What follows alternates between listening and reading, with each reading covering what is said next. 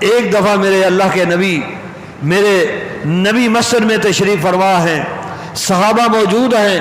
ایک آنے والا آتا ہے، کہتا ہے اللہ کے نبی صلی اللہ علیہ وسلم میں نے آپ کی تعلیمات کو سنا، آپ کی اخلاقیات کو دیکھا، آپ کے میں نے لائے ہوئے ان الدین عند اللہ الاسلام کا مطالعہ کیا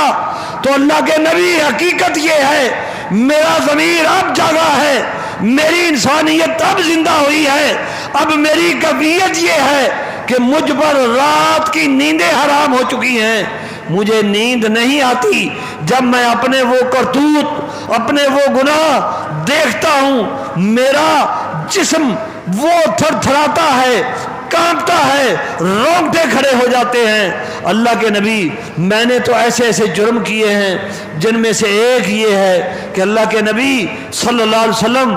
مجھے اللہ نے ایک بیٹی سے نوازا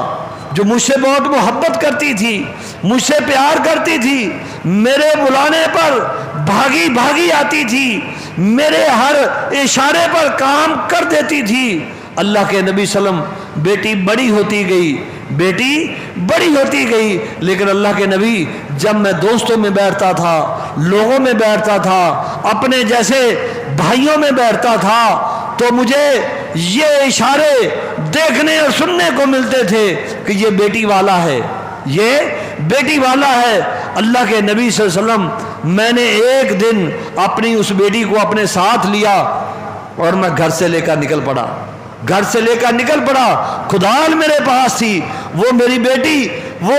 اس قدر مجھ سے عقیدت رکھنے والی، مجھ سے پیار اور محبت کرنے والی، وہ چھوٹے چھوٹے ننھے منھے پاؤں سے بھاگتی ہوئی کبھی میری دائیں جانب چلتی، کبھی میری بائیں جانب چلتی، کبھی میرے ہاتھ کو چومتی، کبھی میرے دامن کو پکڑتی۔ اللہ کے نبی میں اس کو لے کر چلتا گیا، وہ مجھ سے پوچھتی تھی بابا ہم کہاں جا رہے ہیں؟ میں کچھ نہیں بول رہا تھا، میرے دل و دماغ میں ایک ہی چیز بیٹھی ہوئی تھی کہ یہ میرے لیے عار ہے، یہ میرے لیے شرمندگی کا سبب ہے، یہ معاشرے میں میرے لیے ذلت کا ذریعہ ہے، میں نے اس سے اپنے آپ کو بچانا ہے۔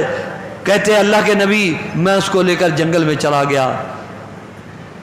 میں نے جنگل میں جا کر اپنی اس بیٹی کو بٹھا دیا، میں نے ایک گڑھا کھودنا شروع کر دیا، وہ بچی اپنے ننھے ننھے ہاتھوں سے اس گڑھے سے جب میں مٹی باہر پھینکتا تھا وہ اس مٹی کو دور ہٹاتی تھی،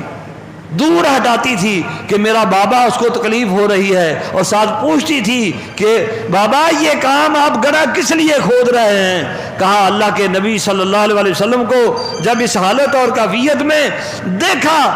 اللہ اکبر، تو صحابہ نے دیکھا رحمت کائنات صلی اللہ علیہ وسلم بیٹھے ہوئے ہیں، آنکھوں سے آنسوؤں کی جھڑیاں لگی ہوئی ہیں، آنسو جاری ہیں۔ صحابہ نے اس شخص کو روکنے کی کوشش کی کہ تم دیکھ نہیں رہے کہ اللہ کے نبی صلی اللہ علیہ وسلم اس دکھ اور تکلیف میں کس طرح مبتلا ہو رہے ہیں؟ رحمت کائنات صلی اللہ علیہ وسلم نے ہاتھ سے اشارہ فرمایا نہیں، اس کو روکو نہیں، وہ کام جس کا اس کو شدت سے احساس ہے، اپنا وہ عمل جس کا اس کو شدت سے احساس ہے، اس کو بیان کرنے دو۔ وہ شخص کہنے لگا اللہ کے نبی جب میں نے گڑھا کھود لیا میں نے اپنی اس ننھی منھی بیٹی کو اس میں کھڑا کر دیا، جب میں نے کھڑا کر دیا میں مٹی ڈالنے لگا، وہ بچی مسکراتے ہوئے ہنستے ہوئے خوشی سے وہ خود بھی اپنے اوپر مٹی ڈال رہی تھی۔ اللہ کے نبی جب وہ بچی آدھی سے زیادہ گاڑی جا چکی تھی، مٹی جسم سے اوپر بڑھنے لگی اس کی ناف کے اوپر سے، تو پھر وہ بچی رونے لگی، پھر وہ مجھے منتوں سماجت کرنے لگی،